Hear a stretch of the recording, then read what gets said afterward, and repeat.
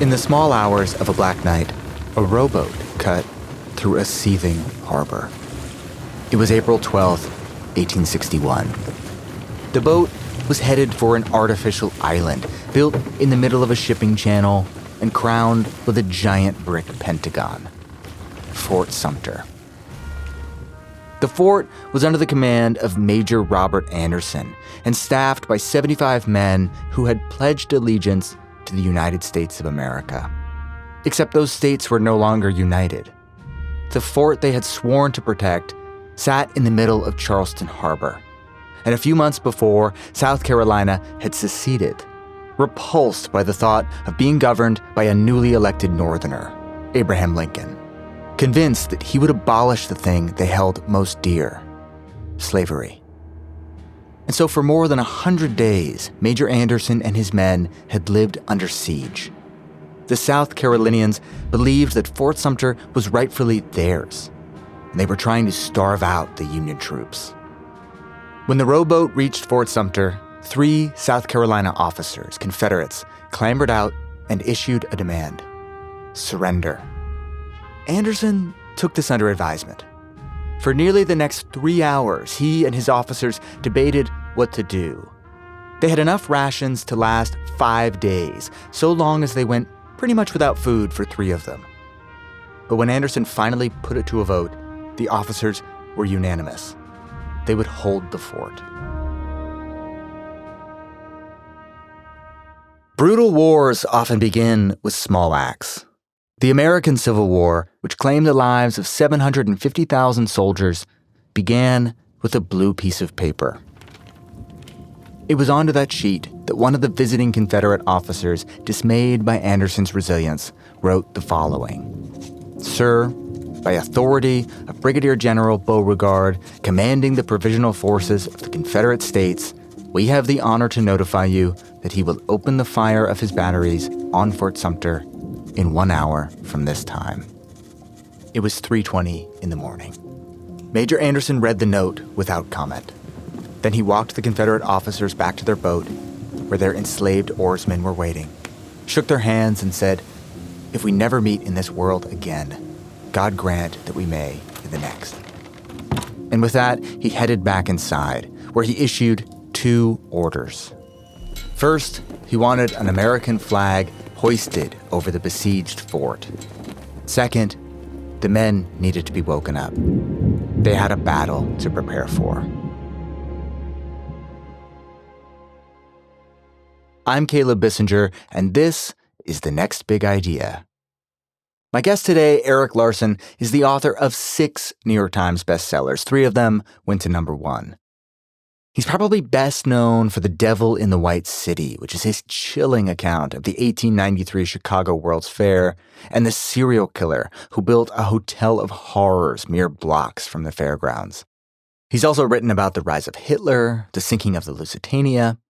The first book of his that I read was The Splendid and the Vile. It's a cinematic retelling of Winston Churchill's first year as prime minister, and it was published in February 2020. By the time my copy showed up, we were living in lockdown. And Erik's moving portrait of the calm courage displayed by Londoners during the Blitz provided me with more solace than anything else I can remember in those early days of the pandemic. Now he's out with The Demon of Unrest, a saga of hubris, heartbreak, and heroism at the dawn of the Civil War. The book is focused on the 5-month period between Abraham Lincoln's election and the Battle of Fort Sumter, a 2-day bombardment that ended, spoiler alert, with the Union surrendering, and which prompted Lincoln to effectively declare war. When I spoke to David Grann on the show last year, he told me that he thinks of his nonfiction thrillers as parables for our times. That's not how Erik works. His primary goal, he says, is to tell a great story. I think of him as cutting a big slash in the curtain that divides the past from the present and inviting readers to step through. But I'm going to push him on this because while his primary goal may be to tell a great story, I think there's no denying that sometimes past tragedies can be eerie harbingers of present dangers.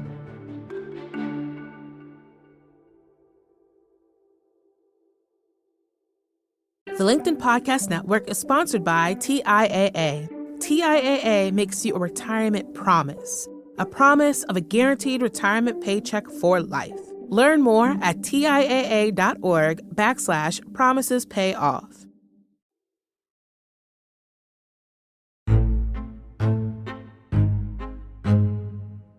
Erik Larson, welcome to The Next Big Idea. Thank you. Great to be here. You write in an author's note at the beginning of your new book, quote, "I was well into my research on the saga of Fort Sumter and the advent of the American Civil War when the events of January 6th took place. As I watched the Capitol assault unfold on camera, I had the eerie feeling that past and present had merged." Say more, Erik, about that eerie feeling. Why did that day, January 6th, 2021, bring you back to 1861? So understand that by then I'd been researching this project, which is about the 5 months between Lincoln's election and the start of the Civil War. And I've been working on that, doing hardcore primary source research for probably about a year, still wondering, well, what can I possibly say that's new about this era and so forth.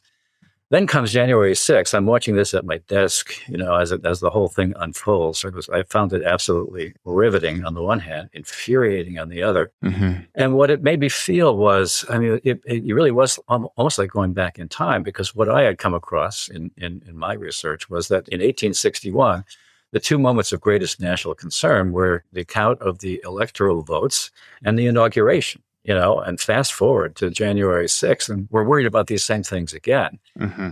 And that's what convinced me that, that this is, old stories sometimes come to life anew because of circumstances of a particular era. And that's what happened with that.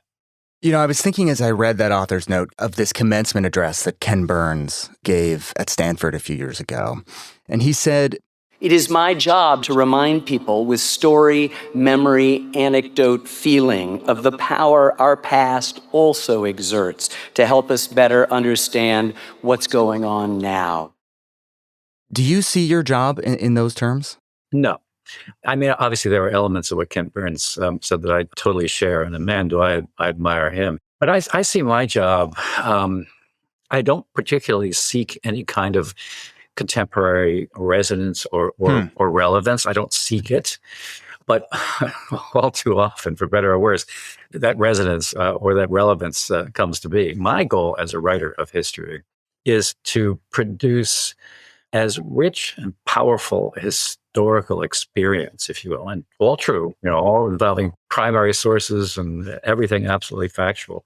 But it's to structure this story in such a way that when you read my books, you forget what actually happened. You suspend your knowledge and you allow yourself to sink into the past and experience that past era the way people in that time did.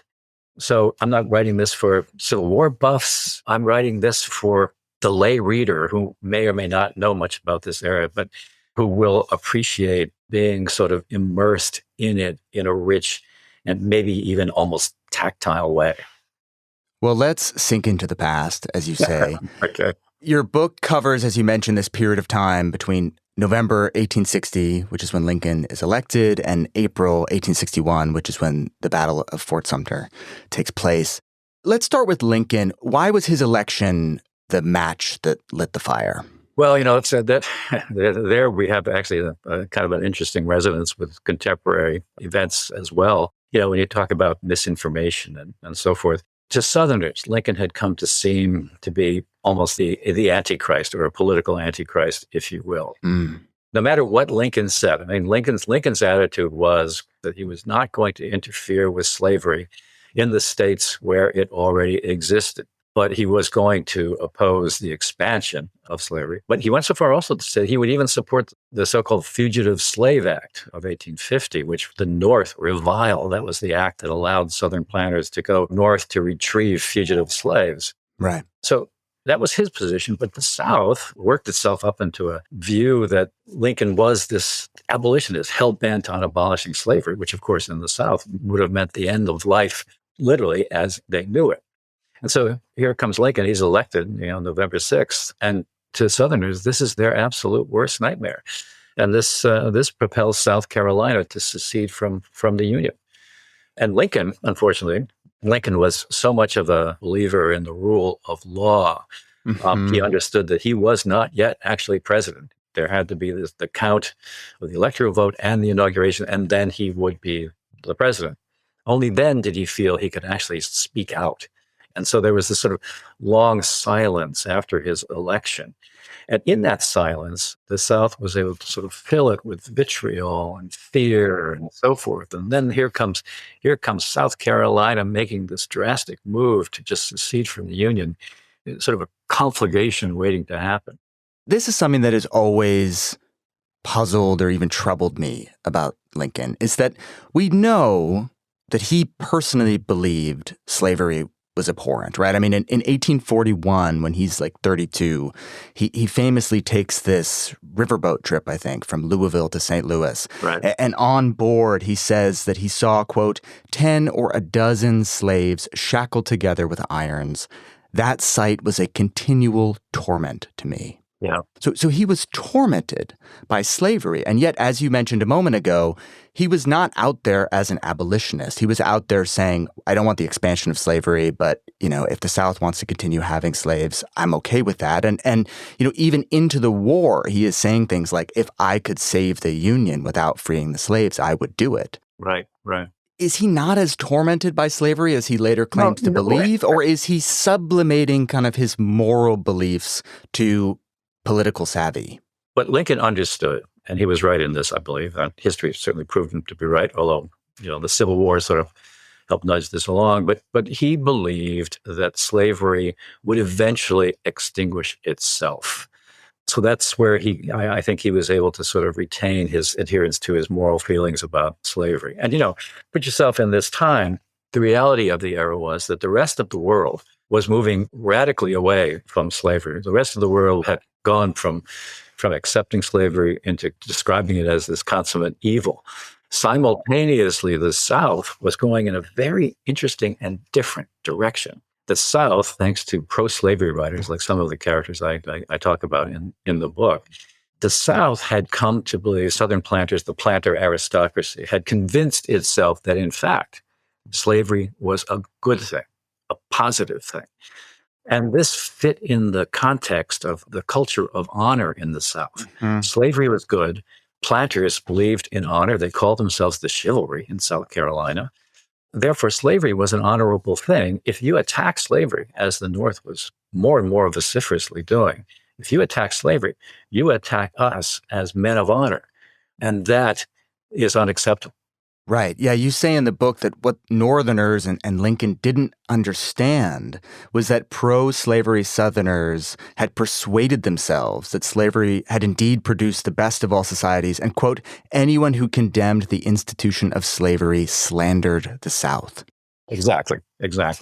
And that view is maybe best exemplified by this character, James Hammond, who plays a fairly big role early on in your book. Tell us about Hammond, why he's significant to this story. Well, he was a planter. He was one of the chivalry. Interestingly, he had come to it through marriage, right? Yeah, through marriage. Yeah, he had not grown up. One track puts you into the planter aristocracy if you came from previous planter stock.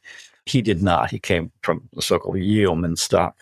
But he recognized he was very ambitious, and his father sort of cultivated that. His father was sort of a ne'er-do-well and really wanted his son to become great. He saw his son as eventually becoming president. And he was so emphatic about trying to make this kid into something great that he would actually beat him to make him study and do well. And so he comes from the outside, and he recognizes that there's really only one way for him to crack into this planter aristocracy. That is to get married. Mm-hmm. So he marries into a very wealthy planting family, and overnight he becomes a leading member of the so-called chivalry. Hammond is maybe best remembered now for three things. One, he becomes a U.S. senator, and he makes a speech on the floor of the Senate in which he argues that in all social systems, there must be a class to do the menial duties, to perform the drudgery of life. That is, a class requiring but a low order of intellect and but little skill. Such a class you must have, or you would not have that other class, which leads progress, civilization, and refinement. Fortunately for the South, she found a race adapted to that purpose to her hand. We use them for our purpose and call them slaves. 2, he sexually abuses his 4 teenage nieces. Yep. And 3, he's remembered for advancing this theory that if there is a war, he thinks the South is going to win it instantly, maybe even bloodlessly, not because they're superior from a military standpoint, but because they have economic leverage. Say more about that theory. That's his cotton is king theory. And actually, it was widely embraced. His theory was that the South was the producer of cotton. Britain relied on cotton. The North relied on cotton, and they could not afford to wage war and have the South cut off the cotton supplies. It would bring the world to its knees. That, in very simple terms, is the worldview that Hammond had. Now, Hammond was to some extent right about the cotton production, but what he didn't realize was that as far as Britain was concerned, they were already moving to other sources of supply. Mm-hmm. But that was the thesis. Cotton is king, and therefore, maybe there'd be a small war, maybe there'd be a little war. I mean, one character in the book is believed to have said that any war that would occur during this period would be so prescribed that all the bloodshed would fit into a lady's thimble, right? That was the scenario. I mean, cotton is king was something he deeply believed in. I want to also throw in, by the way, a footnote when you were talking about his things he's known for. He also slept with 2 of his enslaved women. I'm glad you brought that up, actually, because here's something I was wondering as I was reading this book. Yeah, as we've mentioned, right, this is a man who was a slave owner, sexually abused young women. He's a horrible, repugnant human being. And I was thinking about all of your work, Erik, and you've written about Nazis, you've written about serial killers, you're now writing about these despicable slave owners. Is it hard for you to spend time with these folks, as it were? Is it hard for you to see the world through their eyes, to read their diaries and letters and try to understand them from the inside, which is what you do in these books? I have to say that it is not hard, and here's why. I don't consider myself a historian per se. I mean, I already described to you my sense of I want to create this historical experience. I don't consider myself a historian. I'm sure there are historians who don't consider me much of a historian either. But I come to all this from a journalistic background. Yeah. And one thing led to another, and I found myself delving into stories from the past and thinking, maybe I can bring my skill set, if you will, to the telling of historical stories and bring them to life. So in that, there's always, for me, a certain journalistic reserve. I like to think about 2 Eriks. One sits on my right shoulder, one sits on my left shoulder. The one on my right shoulder is the good Erik, the one who says, wow, this is really tragic, this is horrible, who recognizes that these are awful things and are very moving. Then the bad Erik sits on the other shoulder, and the bad Erik says, yeah, but wow, this stuff is great. You know what I mean? Mm-hmm. It's this journalistic remove that I think every journalist who's been in the business for a long time is able to recognize sorrow and tragedy and so forth, but that does not necessarily have to feel it. If I had found myself thinking and living like the Nazis or people who lived in London during the Blitz and so forth, I mean, I'd be a drooling mess right now. And I think that's very important when you are trying to capture the story of history, if you will. Mm-hmm. You need to have that remove. Otherwise, you're going to have a formless monographic sort of history that nobody's going to want to read. Yeah, you're not a method actor, I suppose, right? You're not. There's this famous story from when they were making Marathon Man that Dustin Hoffman was living like his character and living rough and exhausting himself and beating himself up. And he goes to set one day and Laurence Olivier looks at him and he goes, Dustin, why didn't you just try acting? And that's kind of you, right? You're like, I don't need to live as if I'm in the 1860s to write these books deeply. And in fact, maybe if you did try to immerse yourself fully in that world, it would actually be impossible to make any headway. I want to add, though, that one very important thing is that while I don't want to have these things infect my brain and keep me up at night and so forth, I do immerse myself. I do feel I need always to go to the scene of the crime, if you will. I need to go there. I need to see, I need to see what the landscape is like, what the light is like. Yeah. If you go to Fort Sumter today, You can only get there by boat. It's a so-called sea fortress. It's still there in Charleston Harbor. It is not the Fort Sumter that existed in 1861. It's not the formidable fortress that so irked South Carolinians and especially Charlestonians just by sitting there in that harbor with that giant American flag protruding from its ramparts. It's just this very disappointing little thing, but you have to go anyway, because from the promontory that is there now, you can see how close the Confederate gun batteries were. They were so close that at night, the men at Fort Sumter could actually hear the construction of these batteries taking place. I mean, if you can imagine that, here you are in this island fortress, surrounded by water, your food supply has been cut off. Every piece of land within, say, 1,500 to 1,700 yards of your fort is now occupied by Confederate cannon aimed at you. And you think about that situation, it defies the imagination. But you have to go there to really appreciate how near some of these other gun batteries were. Let's take a quick break, but don't go anywhere. I'll be back with Erik Larson in just a moment.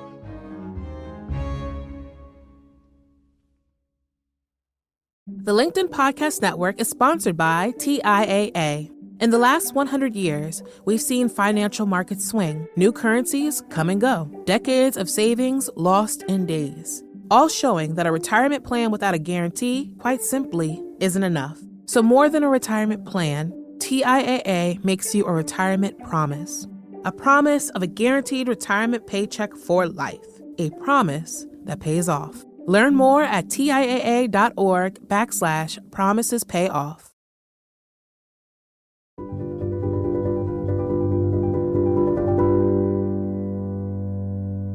December 1860 is a busy month in South Carolina. Lincoln has been elected, and as you said, that's their worst nightmare because they're convinced he'll abolish slavery. So the state announces that it's going to secede. And this is where Fort Sumter becomes a really key part of the story. There's a Union officer stationed in Charleston named Major Robert Anderson. And he's watching what happens and he thinks, crap, if these people from South Carolina think they're their own country now, they're going to try to take command of all the federal forts, all the U.S. forts like Sumter that are on their land. So Major Anderson is brought in to take command of federal forces in Charleston Harbor. His headquarters is at a fort called Fort Moultrie on Sullivan's Island. He's not yet in Fort Sumter. Moultrie is a fort that has been neglected to the point where a cow once wandered in, over the walls. I mean, there's that kind of thing. The thing was that Fort Moultrie, as was Fort Sumter, was built with the idea that it was to defend American territory from foreign attack from the sea, which was still at that point a very real prospect. Mm-hmm. So he takes control of Moultrie. I mean, he is such a benign presence. First of all, Anderson is a Southerner. Right, he's from Kentucky, right? Yeah, Kentucky. He is a former slave owner. His wife is from Georgia. Her family owns slaves. He is very sympathetic to the South, but he is overwhelmingly, unyieldingly loyal, not so much to the United States, but to the United States Army. He made an oath to the Army. He is duty bound. Yeah. So he is put in charge of Charleston Harbor. South Carolina secedes. He realizes he is very vulnerable in this fort, and he cooks up a plan to secretly move his garrison. There's only 75 men. He should have had about 600 men, but he only had 75 men and their families. So secretly, it was a brilliant maneuver, and it's sort of a miracle that it worked. He secretly moves his men and these families to Fort Sumter. And the first sign of this for Charlestonians is when smoke is pouring from Fort Moultrie the morning after, because some men have stayed behind to burn the gun carriages and to disable the various cannon that are still left at Moultrie. So now suddenly, Major Anderson and his garrison occupy a fort that is considered impregnable at this point. Impregnable, but the fort was built again at a time when it was intended to defend against foreign attack. there was no need to worry about where your food supply was going to come from. It was going to come from the land behind the fort and come to the wharf and, and hauled in the course of ordinary business. And now suddenly your opponents are behind you and they're not letting you have any food. So that was the weak link. But still, here was this fort believed to be impregnable. And it just really irritated the Charlestonians, the South Carolinians. They wanted that fort back in the most desperate way because to them it was a living symbol of federal tyranny. The daring do of this sort of midnight subterfuge of how he transfers to Fort Sumter is fascinating and a secret not only from the South Carolinians, but from the federal government as well, right? Well, and from his own men until the very last minute. So South Carolina is the first state to secede. They leave the Union in late December 1860. But it's a domino effect, right? And in January, I think Mississippi, Florida, Alabama, Georgia, they all secede as well. Are they explicitly citing the preservation of slavery as the reason that they are leaving the Union? Yes. The importance of slavery to South Carolina was very front and center in their declarations of why they seceded, very forthright. In fact, it's one of the things that I was really struck by, there was around the turn of the last century, there was a tendency in Civil War historiography. There were people who were trying to sort of bend it away from slavery into the so-called more amorphous states' rights concept. The lost cause contingent. But states' rights and all that. When it really was 100% about slavery. And, if you read the speeches, if you read the remarks from the Secession Convention, if you read the Secession Declaration, you come away, there is no other reason for why they seceded. It's all about slavery. I'm so glad you brought that up because you're right. This has been a sort of long simmering debate in historical circles, which is what is the true cause of the Civil War. And yes, I think all modern historians are in agreement that the cause was slavery. It was an inevitable war to address the original sin of the United States. But there is this pernicious belief held by some people of immense power in our society that no, it was about a failure to compromise, or as you said, states' rights. And we've had recent presidents argue that. Nikki Haley on the election circuit this year was asked what caused the Civil War and made no mention of slavery. Why do you think that historical denialism prevails? Honestly, part of it is just plain flat out ignorance. People don't know. They hear things, they replay those things, states' rights, without really delving into what happened. I mean, I come to the Civil War as an ingenue. And actually, I feel that was possibly my superpower because, I hark back to my journalistic roots. And I saw things fresh, unencumbered by, the states' rights horseshit, pardon me. No, it's okay. And looking at things with a fresh eye. And I found the time, that world fascinating. Yeah. I mean, just think about a group of people, powerful planters in South Carolina, who referred to themselves as the chivalry. Yes. The chivalry. They actually read the romantic literature of the decades before. Sir Walter Scott, Ivanhoe was a super popular book. And they even had what were called ring tournaments, where they would mount a horse and go jousting, with the point being to get the tip of the lance through a little gold ring. This is what they did. I mean, this is what they believed. So the whole era came to me brand new. It was fascinating to me. My goal was to sort of capture also not just the macro political forces, the things we all know pretty well, but also the micro forces that actually are very, very important, I feel, in how world events turn out. Yeah. By that, for example, I mean, James Henry Hammond, part of the reason he started really proselytizing about the pro-slavery argument was because he derived a lot of satisfaction from that. He got a lot of acclaim because he was doing that, and he sort of fed off that. Same thing for another character in the book, Edmund Ruffin, who's another terrific, I think, villain. Yes. Odious, but sort of you can't look away. Odious. Edmund Ruffin. The need for self-affirmation in Ruffin was just beyond belief.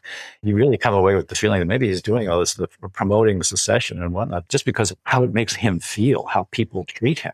If we should say for listeners too, this is like a guy who keeps, I think, a 4,000 plus page diary, most of which is just kind of grievance that he doesn't get enough appreciation for being the sort of ringleader of the secession movement. Right. And to his, well, to his credit, but I don't like using that term, but to his credit, he was, in fact, one of the few who foresaw a conflict on a scale akin to what ultimately did happen. He wrote a book, Anticipations of the Future, in which he forecast this savage conflict, which ended with the burning of New York City and corpses everywhere. And he just reveled writing about this. But again, there was these personal forces, ambition, self-affirmation, hubris. People were doing things because it helped them. It helped their careers. Personal forces, and also maybe, I don't know if anachronism is the right word, but I mean, this is a period of time where the telegraph has taken off. They have laid the first transatlantic telegraph cable, I think, around the time of the Civil War. It fails almost immediately, but like that's a huge feat. Right. Steam engines, trains, are beginning to traverse the country. And yet, as you say, in the South, right, they're having jousting contests, and it feels very provincial. Yeah. It was a world built on slavery that there were those in the South, actually, who were really opposed to the railroad, because it upset their slaves. But let's talk for a second. I'm going to go back to the telegraph. Yeah. We had talked a little bit, sort of disinformation and so forth, something we all deal with today. So the interesting thing about the telegraph was that, first of all, it was a marvel. However, the very modernity of the telegraph, its novelty, its scientific bona fides, the fact that it was, frankly, what it was, this new innovation, gave it an authority that the messages that were carried on the telegraph did not necessarily have. You could send a message from Washington to Charleston, and it would have this patina of accuracy because of the medium over which it was sent. But in fact, it could be an absolutely inaccurate message. Right. But it had the force of accuracy because it came by telegraph. Right. So that was sort of the technological background of this saga. What you're saying about the telegraph reminds me of, I don't want to get too deep on this tangent, but on AI, right? The speed and the sort of marvel of you ask a question to this faceless robot and it comes back with what seems like a very authoritative answer. And yet it's riddled with hallucinations and falsities and misattributions. It's sort of the same thing. Like sometimes the marvel of a technology blinds us to its fallibility. Very much so. And that's what I found to be the case with the telegraph. Okay. Lincoln is elected in November 1860. And there's a several-month period where they're waiting to certify the Electoral College votes and for his actual inauguration. In that period of time, South Carolina secedes, Major Anderson moves to Fort Sumter, a few other states follow South Carolina's lead. We get to March 1861. Lincoln makes it to Washington. There are credible threats on his life in this period of time, but he makes it to Washington. He makes it to the Capitol to deliver his inaugural address. Do you have your phone handy, Eric? Do I have? Yes. I just sent you a text message of something that I would love for you to take a look at it. I think you're going to recognize it instantly. Yeah, I do. Tell listeners what that is and then maybe read it for us. So this was the end of Lincoln's inaugural address. And let's also put this in a technological context. No microphones. Lincoln actually has a fairly high, reedy voice, which apparently helps him to project. But still, this is a vast audience, significant proportion of which cannot hear what the hell he's saying. Right. But anyway, this is a wonderful speech. And he ends it with this. He says, "We are not enemies, but friends. We must not be enemies.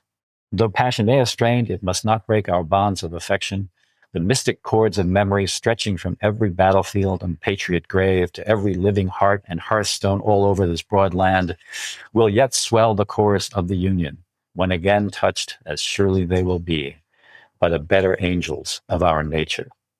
That ending still gives me chills, the better angels of our nature. That gave you chills reading it. I mean, it's cheesy to talk about this, but say more. What do you feel when you read that all these years later? Well, first of all, it is a wonderfully constructed ending that taps into the mythology of American history, really sort of brings forth recollections of the Revolutionary War, something that everybody in that era in the United States still shared as a proud past moment. But then there's those lines, it talks about the mystic chord, the better angels of our nature. It's just such a lovely way to try to bring forth, I don't know, maybe a little more support or joy for the Union. The better angels of our nature. We're out there. It's out there. We're good people. Let's show it. Lincoln he had 1 year of formal education. There are constantly examples in your book of him being, somewhat uncouth, or he doesn't follow all the typical polite society norms. He's this awkward, tall, gangly figure. He doesn't always dress well. He doesn't spell very well. That's right. And yet his power for transcendent oratory, all these years, 160 odd years later, is remarkable. Yeah. Knowing Lincoln's past and reading these, you come to feel that in the architecture of his speeches and the architecture of the things that he says, there is just such dignity, such moral authority. There's no reliance on cliches or, simple, cheap sentiment. It's architecture, not just speaking. Yeah.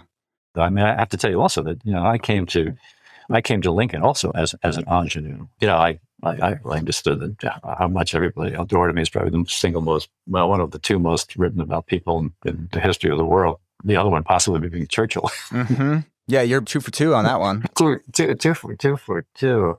I'm not even sure where I was going with that, but Well, here's a question. I actually have a question for you then on that, which is like you have this great quote at the beginning of the book from Lincoln's law partner, who said, Lincoln never poured out his soul to any mortal creature at any time. He was the most secretive, reticent, shut-mouthed man that ever existed.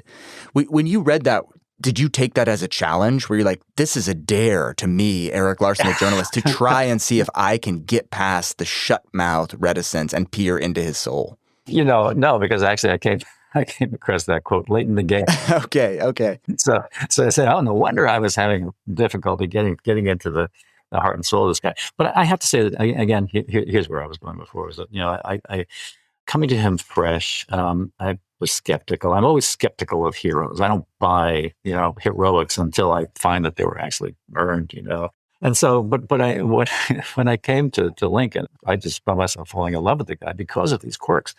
Things like, you could never spell inauguration. Just could not spell inauguration. He couldn't spell Sumter. Yeah, Sumter, right. Yeah, he stuck in a P, and there is no P in Sumter. It's Sumter. But what I also loved was his sense of humor. Yes. Now some of his humor does not transport from that era to now. But, what I loved also, what charmed me was his journey. He lived in Springfield, Illinois with his wife and kids, and he travels by train to Washington, D.C. for his inauguration so that the people can literally see him. They can see this man that they have elected president.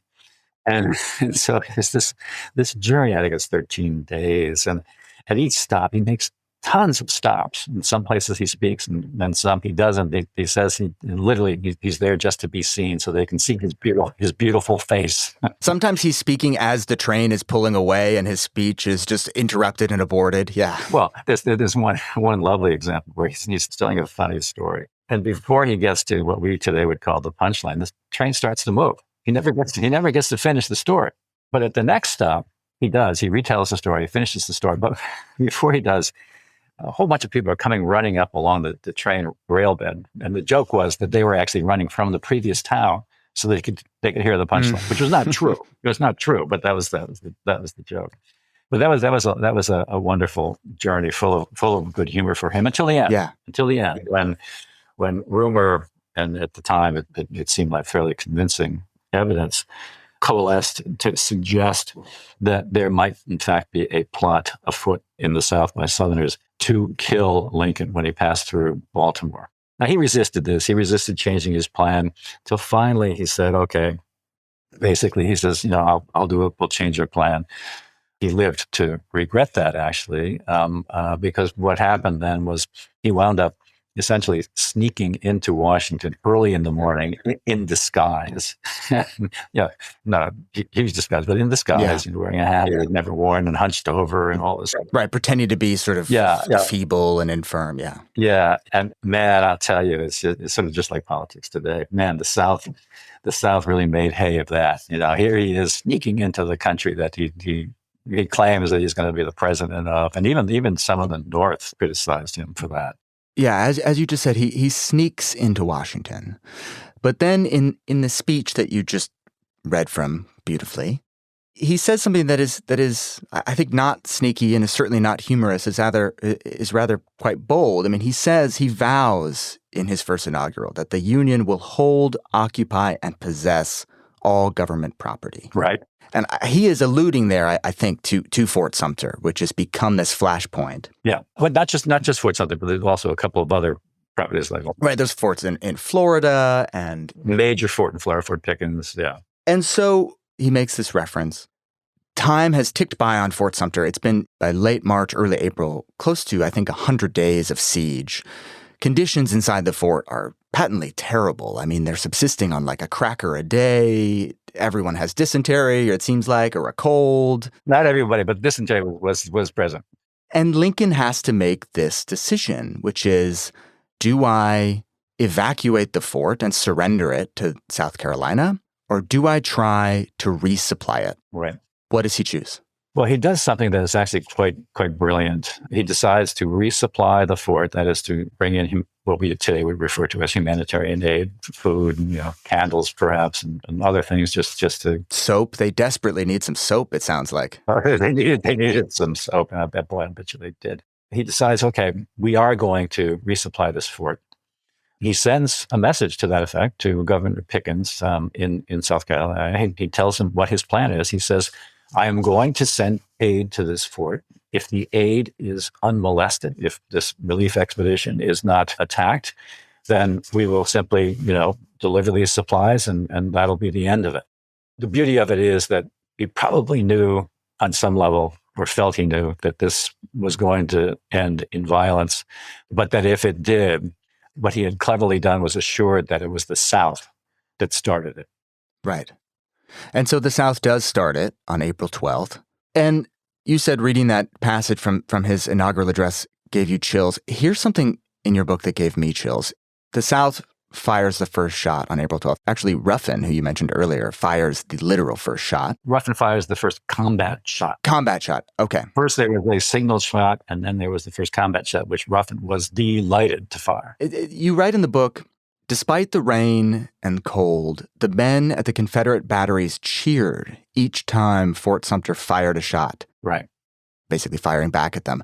For the moment, this was not a war, but rather an elaborate, if perilous, form of sport. An elaborate, if perilous, form of sport. Do they really have no sense that what is unfolding before them is the first battle in what will be a long and bloody war? I mean, 4 years, 750,000 dead. We know that appears to be the case.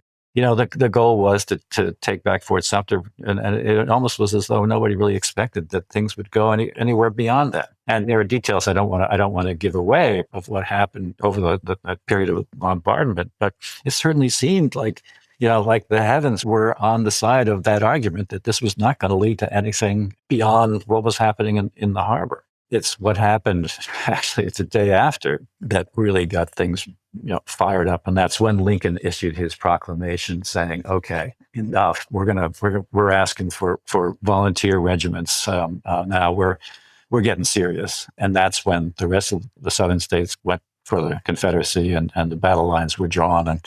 And then, as Walt Whitman said, soon after that, the real war began. We've spent so much of this talking about Lincoln. I guess we should talk about him some more. That's an interesting thing to me that, we'll save for listeners to experience this really riveting play-by-play you give of the battle for Fort Sumter. But it is, people probably remember from history class, it's a bloodless battle. It lasts, I think, 34 hours. There's a great British journalist, a war reporter named William Russell, who you follow in the book. And he arrives in South Carolina a few days after. And he says that the Battle of Fort Sumter was, quote, a very small affair indeed. Yeah. And so why does Lincoln then say, well, small affair or not, we need 75,000 volunteer troops. This is a real war now. What about that battle changed his mind? It's hard to think deep into what Lincoln was feeling and thinking at the time. He did not keep a diary. But, it's clear that to Lincoln, this was basically an affront to the integrity of the Union, and it could not stand. You cannot secede, and you cannot take a federal property by force. And his response was to basically call out the army. And that's what played out. When we come back, Erik and I return to the present. And I'll ask him what he thinks the Civil War can teach us about what's happening today. Stick around.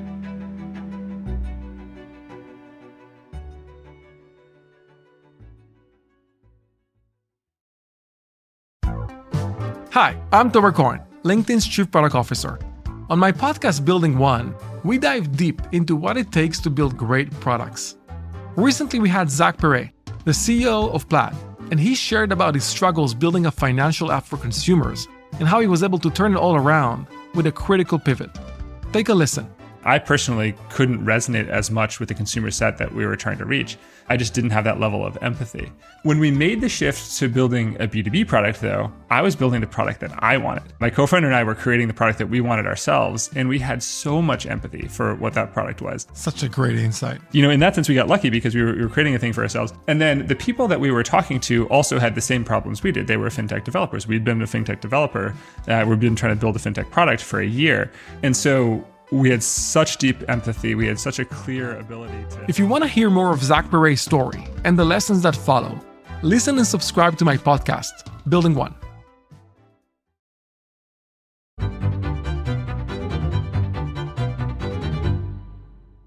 In our last few minutes together, Erik, I want to come back to the present.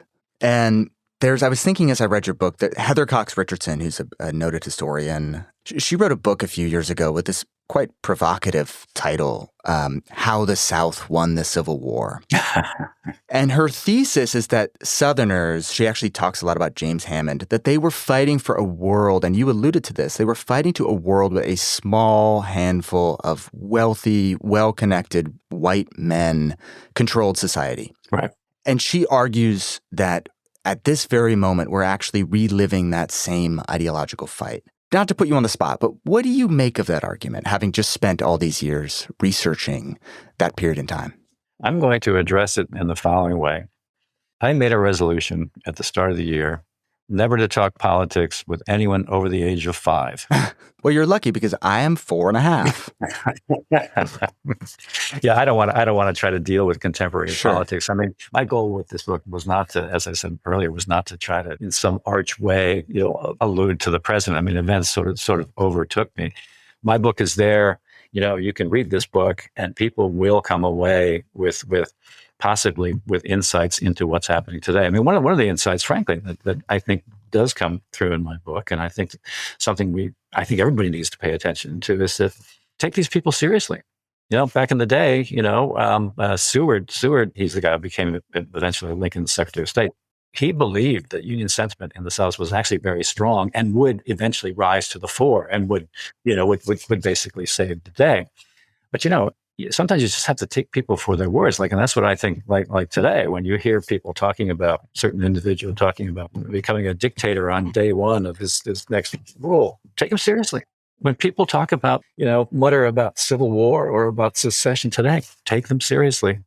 Do you think we're getting close to, and I'm not saying this hyperbolically because people are saying it all over. War? Civil war, yeah. I've said that numerous times. If Donald Trump were to be found guilty by a jury, where do you see this going? Civil war. Civil war. Divided up because we can't live together, obviously. Civil war, they want civil war. Who's they? The globalists. That was something I came across also in my research in my book, In the Garden of Beasts, with regard to Adolf Hitler, which was that, people around him believed they could control him. he could rant and do all he wanted, but he could be controlled. Yeah. My message is take him seriously. Do you think we, or some in our society, fail to take those folks seriously because we've lost touch with history, right? Like, do you think maybe is that a reason that you write these books? That if they're not parables to understand our present moment, but I would imagine that you feel that if you don't know history, it's hard to make your way through the contemporary, it's just hard to make your way through the world. I do think that part of what is at play in today's world is ignorance on parade, Yeah. We don't know a lot about history. We show time and time again that we don't want to know what the real story was. We want to know some trumped up, sorry about that, but trumped up fantasy. Yeah, we have willful historical amnesia. Willful historical amnesia. That is a very apt expression, I feel. Well, at least Erik Larson is out there helping us understand the historical past, shining new light on seminal moments like the onset of the American Civil War. I hesitate to even ask this because I think that you don't want to talk about politics with anyone older than 5. And I'm sure you don't want to talk about this next question with anyone over the age of 0. But have you thought about your next book? Yes. Okay. Let's leave it there. Well, actually, I'm quite sure actually that I know what my next project is, and I will tell you that if in fact that is, there are things that have to be negotiated and so forth. But if in fact that is the case, that for this one, I will be going full circle and returning to the Gilded Age for this next project. Interesting. Well, I hope we can talk about it when it's out in the world. Yeah, me too. Erik, it's been a real pleasure speaking with you this morning. Thanks so much. Likewise, Caleb. Thanks.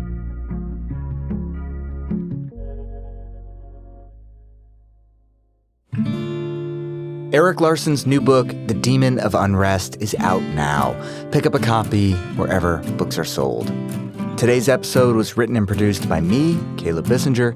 Sound design by Jason Freeman. Our executive producer is Rufus Griscom.